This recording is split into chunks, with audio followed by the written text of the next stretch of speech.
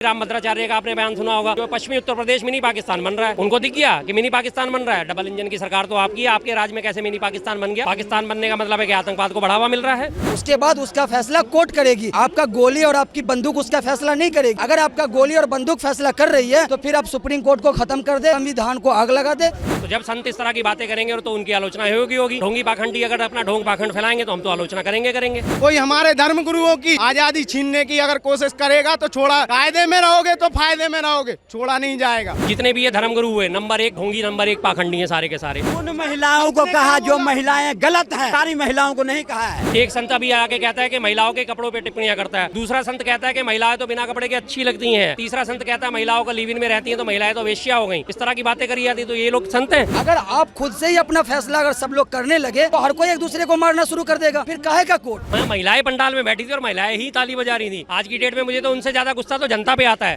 Court ने order दिया होगा शूट आउट का, तभी उन्होंने शूट किया होगा। तो मैं बिल्कुल इस चीज के समर्थन में हूँ। सबसे ज्यादा महिलाएं बैठी थी और महिलाओं के खिलाफ ही वो शब्दों का इस्तेमाल कर रहे हैं और फिर भी महिलाएं जाके उसके साथ बैठ के ताली बजा रही हैं, उसका जय जयकार कर रही हैं। तो मैं तो उनसे ज्यादा कसूरवार जनता को ठहराता हूँ। लेकिन कहीं दूसरे पक्ष के लोग मानते हैं कि आपका बंगाल में संविधान लागू है। मैं पूछना चाहता हूँ, अभी भी आपके धर्म गुरुओं की सभाएं या कथाएं हो रही हैं क्या वहाँ पे बंगाल में? मुझ पे किसी ने कुछ गलत टिप्पणी किया, मैं मार दूंगा। मैं अपना फैसला मैं खुद करूंगा। अगर सब लोग अपना अपना फैसला करने लगे तो वही होगा, जिसके घर में ज्यादा लाठी होगी वो मजबूती दिखाएगा। गणेश बिश्नोई उसकी बड़ी आप भगत करी गई थी लोगों ने, बड़ा उसको अपना वो ठेकेदार बना दिया था। भगवा पहनता है, हमारा नया भगवाधारी आ गया, हिंदुत्व का रक्षाधारी आ गया, जिस तरह से करनी सेना वाले होते हैं। अब बताओ, ये वाली बात हम कथावाचक की माने या उसको उसके खिलाफ होंगे? तो क्या हम कथावाचक के अगेंस्ट हो गए? इसके खिलाफ हम हो सकते हैं कि नहीं? जिनने किया उनने सही किया और जो पुलिस वालों ने सही मारी गोली वो भी सही है।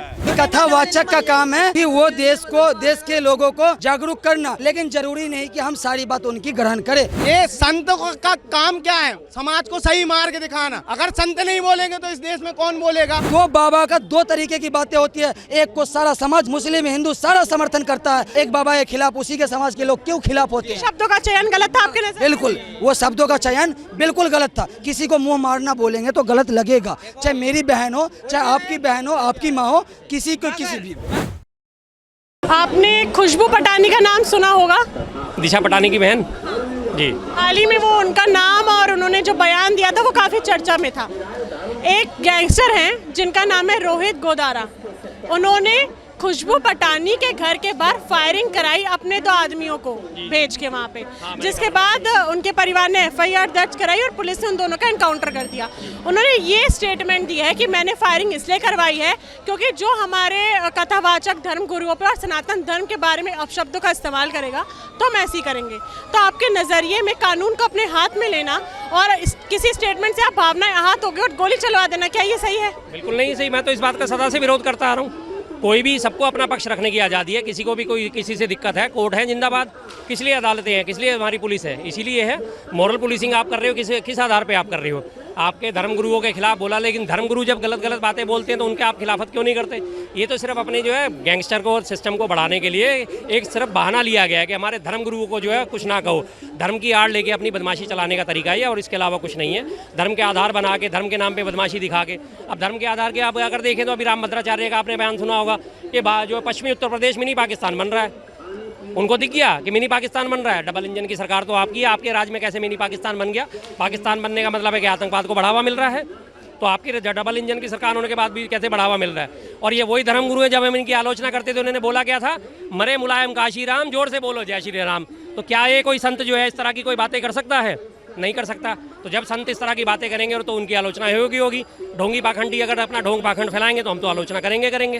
आपके नजरिए में किसी कथावाचक के बारे में अपशब्दों का इस्तेमाल करना सही है? क्योंकि जो कथावाचक होते हैं, जो संत होते हैं, वो समाज को और भारत को एक नया दृष्टिकोण दिखाते हैं, पॉजिटिव राह में लेके जाते हैं। और अगर कोई उनका फॉलोअर नहीं है, नहीं पसंद है, तो आप अपशब्दों का इस्तेमाल थोड़ी करेंगे। आप नामर्द जैसे शब्द नहीं बोल सकते। ठीक है जी, देखिए किसी को भी अपशब्द कहने की आज़ादी नहीं होनी चाहिए, लेकिन आज की डेट में जितने भी कथावाचक हुए, जितने भी ये धर्मगुरु हुए, नंबर 1 ढोंगी, नंबर 1 पाखंडी हैं सारे के सारे।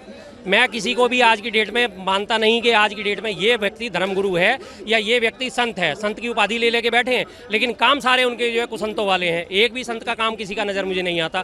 एक संत अभी आके कहता है कि महिलाओं के कपड़ों पे टिप्पणियां करता है। दूसरा संत कहता है कि महिलाएं तो बिना कपड़े के अच्छी लगती हैं। तीसरा संत कहता है महिलाओं का लिव इन में रहती हैं तो महिलाएं तो वेश्या हो गई। इस तरह की बातें करी जाती तो ये लोग संत हैं? किस किस्म के संत हैं ये लोग? ये सिर्फ अपनी दुकानदारी चला रहे हैं, लोगों में ढोंग और पाखंड फैला रहे हैं। एक आपने ध्यान दिया होगा, मध्य प्रदेश का कथावाचक है, वो अपने आप को नरेंद्र मिश्रा या कुछ और, नहीं नरेंद्र नहीं है, हाँ? नहीं, एक और है वो, उसका बेटा जो है खुद 8वीं में फेल हो गया और उसने लगातार लोगों को क्या फैलाया कि पान का पत्ता लेके शिवलिंग पे चिपकाओ तो आपके बेटे के पास या आपके बच्चों के परीक्षा में वही सवाल आएंगे जो उन्होंने तैयार कर रखे हो। दुनिया को वो उपदेश दे रहा है और खुद का बच्चा जो है 8वीं कथावाचक है, वो मिश्रा ही नाम है उसका, मैं ध्यान से उतर गया। हाँ, अगर कोई कथावाचक ये बोलते हैं, अनिरुद्धाचार्य जी नहीं बोला है, उन्होंने बोला था कि पहले के समय में 14-15 साल की उम्र में लड़कियों की शादी कर दी जाती थी, अब 15 साल की अविवाहित लड़की 4 जगह मुंह मार के आ चुकी होती है। आपके नजरिए में ऐसी स्टेटमेंट देना जहाँ पे कॉन्स्टिट्यूशनली शादी की उम्र 14-15 नहीं है, नहीं। तो ये सही है? मैंने कहा ना गलत है ये तो। अनिरुद्धाचार्य क्या हैसियत है उसकी? ट्रक का ड्राइवर था, वो खलासी हुआ करता था ट्रक का आज की डेट में। और ये जब वो बात बोल रहा था, महिलाएं पंडाल में बैठी थी और महिलाएं ही ताली बजा रही थी।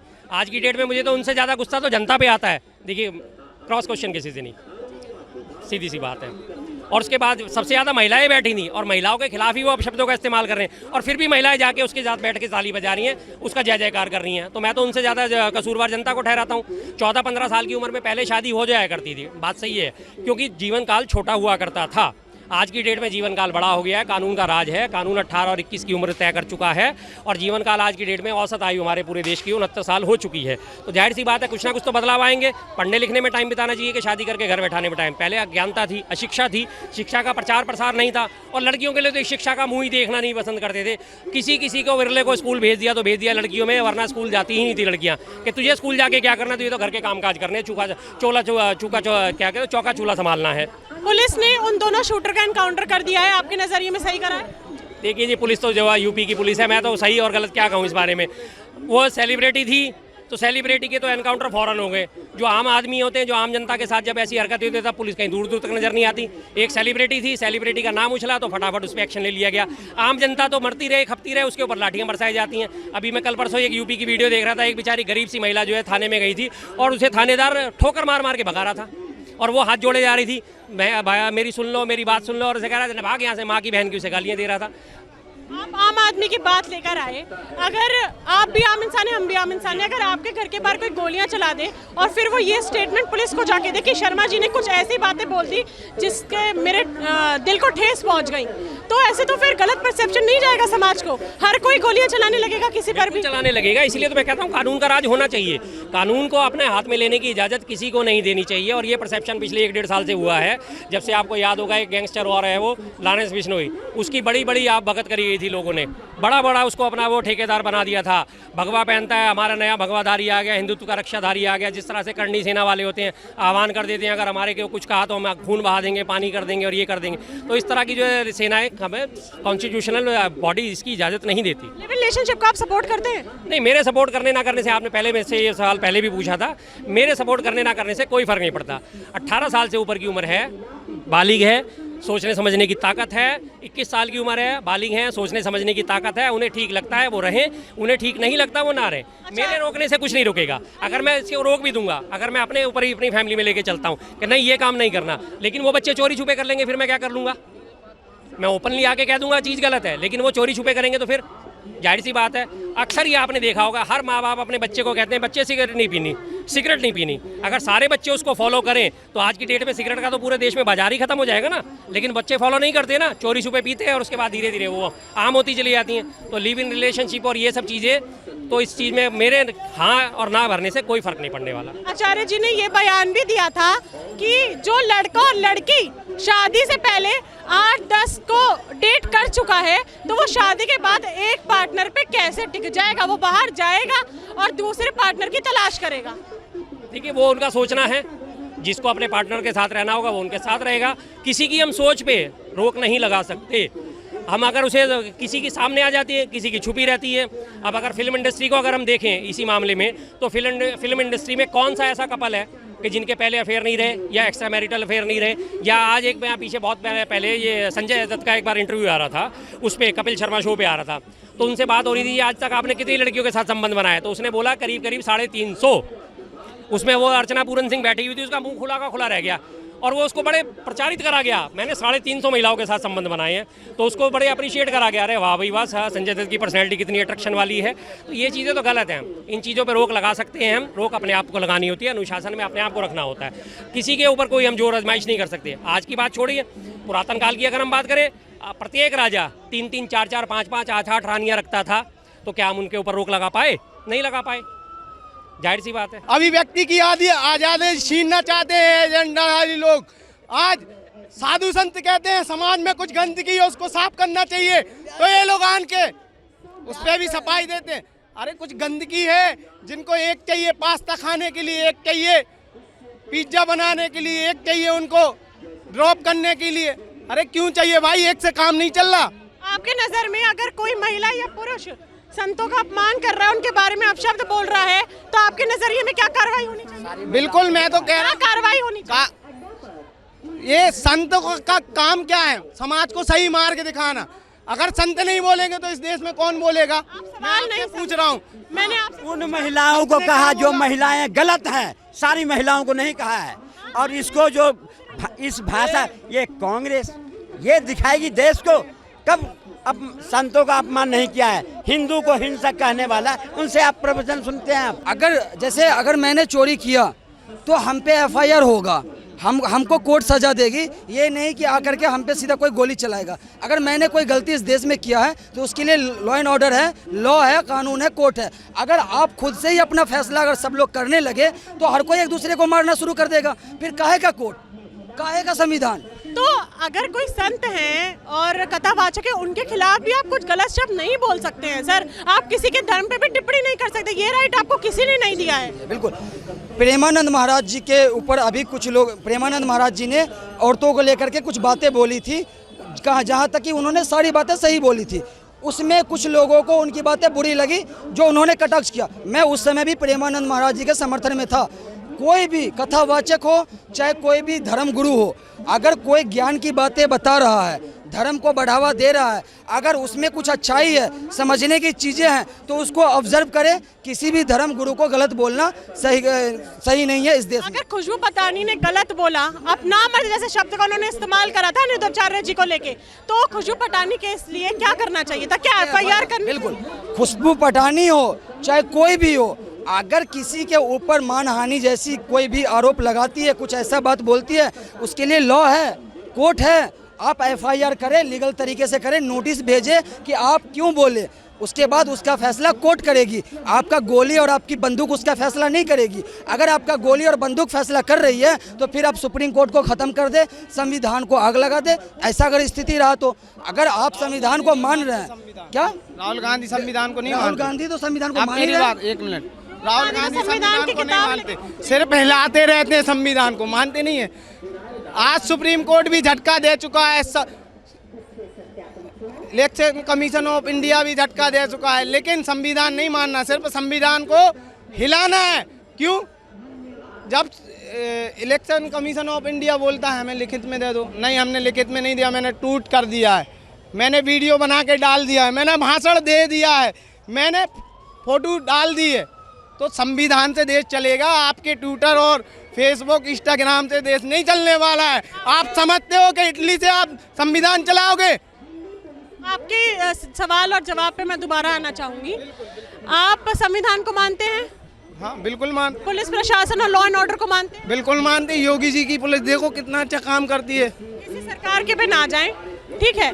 मैं दिल्ली पुलिस योगी जी की नहीं होती है, पुलिस तो गृह मंत्री की है ना भाई। मैं जो पूछ रही हूँ, आपने बोला कि हाँ मैं लॉ एंड ऑर्डर को और पुलिस प्रशासन को, मैं सुप्रीम कोर्ट को मानता हूँ, ठीक है। और फिर आप वहीं दूसरी तरफ बोल रहे हैं कि रोहित गोदारा जो कि एक गैंगस्टर है, जिसने अपने 2 आदमियों को भेज के उस लड़के के घर पे गोलियां चलवाई, सिर्फ इसलिए क्योंकि उस लड़के की स्टेटमेंट उनको अच्छी नहीं लगी, उनको लगा कि वो सनातन का अपमान है और हमारे संतों का अपमान है, इसलिए गोली चलवा देता हूँ। वो चाहे तो एफआईआर करवा सकते थे खुशबू पटानी के खिलाफ, और वो बोल सकते थे कि ऐसे जो इन्होंने करा आप उनको जेल में डालें या माफी मंगवाएं या फिर लिखित में अपॉलजी लेटर लिखवाएं, ये हो सकता था। मैडम अब मैं जवाब दूंगा, आपकी बात का जवाब बाद में दूंगा, पहले मैं अपनी बात करूंगा। आपने बोला मैं संविधान को मानता हूं, लॉ एंड ऑर्डर को मानता हूं, बिल्कुल मानता हूं, लेकिन कहीं दूसरे पक्ष के लोग मानते हैं क्या आपका बंगाल में संविधान लागू है? मैं पूछना चाहता हूं, अभी भी आपके धर्मगुरुओं की सभाएं या कथा हो रही हैं क्या वहाँ पे बंगाल में? नहीं हो रही ना, तो संविधान वहाँ लागू है क्या? जम्मू कश्मीर में धारा 370 लगी थी, वहाँ पे आपका संविधान लागू था क्या? अब आपकी बात का जवाब देता हूँ। जब आपने बोला खुशबू पटानी के घर पे फायरिंग हुई, लेकिन जब वो संतों पे टिप्पणी करती हैं वो गलत नहीं है, लेकिन वो भी गलत है, वो भी गलत है। कहाँ गलत है मैडम? क्यों भाई, अगर कोई संत, नहीं सुनिए सुनिए, अगर कोई संत या महात्मा भारत को और भारत के लोगों को सही दिशा में लेके जा रहा है और उनके ऊपर कोई अपशब्दों का इस्तेमाल कर रहा है, वो भी गलत है। कोई महात्मा को आप नामर्द बोलेंगे वो गलत है, आप नामर्द नहीं बोल सकते हैं, आप उनसे माफी मंगवाइए, गोली ना चलाएं। हाँ, तो मैडम मैं तो एक ही बात कहता हूँ, जिसके जीवन में गुरु नहीं उसका जीवन शुरू ही नहीं, क्योंकि ये जो गोली चलाई है जिसने भी चलाई है उसने गलत किया है। लेकिन अगर संतों की, खासकर कोई हमारे धर्म गुरुओं की आज़ादी छीनने की अगर कोशिश करेगा तो छोड़ा, कायदे में रहोगे तो फायदे में रहोगे, छोड़ा नहीं जाएगा।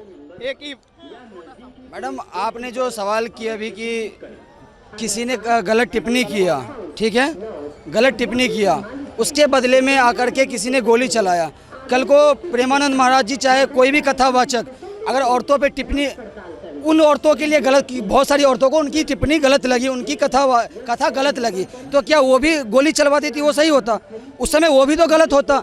उसी तरीके से जो अभी गोली चला है उस पर आप FIR कर सकते थे, अगर आप कोर्ट को मानते हो तो, और नहीं मानते हो तो फिर आप अपना फैसला खुद से कर लो। खुशबू पटानी के परिवार वालों ने FIR दर्ज करी और पुलिस ने एक्शन लिया और उन दोनों शूटर्स का एनकाउंटर कर दिया पैर पे गोली मार के। आप सहमत हैं? देखिए, अगर पुलिस ने ये काम किया FIR करने के बाद, बिल्कुल मैं सहमत हूँ। मैं पुलिस प्रशासन के खिलाफ तो नहीं जाऊंगा, कोर्ट के खिलाफ नहीं जाऊंगा। कोर्ट ने ऑर्डर दिया होगा शूट आउट का, तभी उन्होंने शूट किया होगा। तो मैं बिल्कुल इस चीज़ के समर्थन में हूँ कि इस देश में कोई भी इस तरीके का घटना करता है, कोई भी कानून को अपने हाथ में लेता है तो कानून उसको सजा दे, क्योंकि हमारा देश संविधान से चलेगा, आपके हिसाब से नहीं चलेगा। ऐसा होगा तो कोई जिंदा रहेगा? सब एक दूसरे को मारते रहेंगे। ये हमारे समाज को सही दिशा में लेके जाएगा? बिल्कुल, अगर ये सजा मिली है जिस तरीके की, कौन सा नहीं, मतलब किसी घर पे गोली चला देना नहीं, इससे हमारे समाज को गलत मैसेज मिल रहा है। इससे बहुत सारे लोगों को ये बढ़ावा मिलेगा कि मुझ पे किसी ने कुछ गलत टिप्पणी किया, मैं मार दूंगा, मैं अपना फैसला मैं खुद करूंगा। अगर सब लोग अपना अपना फैसला करने लगे तो वही होगा, जिसके घर में ज़्यादा लाठी होगी वो मजबूती दिखाएगा, कमजोर पे गोलियां चलेगी। जो लोग संतों का अपमान करते हैं, महिला हो पुरुष हो, उनके आपके नज़र में उनके ऊपर क्या कार्रवाई होनी चाहिए? बिल्कुल कड़ी से कड़ी कार्रवाई होनी चाहिए, किसी भी धर्म को लेकर के, किसी भी धर्म को लेके। अभी मैं थोड़ा सा मैं अपनी भी बात रखता हूँ। अभी किसी ने आई लव मोहम्मद पोस्ट किया था, उसके ऊपर FIR हो गई। हम भी इसी देश में रहते हैं, अगर कोई जय श्री राम लिखता है उस पर कोई FIR नहीं होता, क्योंकि वो अपने धर्म को सपोर्ट करता है। किसी ने आई लव मोहम्मद लिखा तो उसके ऊपर FIR हो जाता है। मैं पूछना चाहता हूँ कि ये FIR जो लिया, जिसने किया, ये किस बेसिस पे किया? क्यों कोई लिख नहीं सकता? इतनी आज़ादी नहीं है क्या? तो भाई इस देश में किसी भी धर्म गुरु को, किसी भी धर्म को गलत बोलने वाले को मैं सही नहीं मानता हूँ।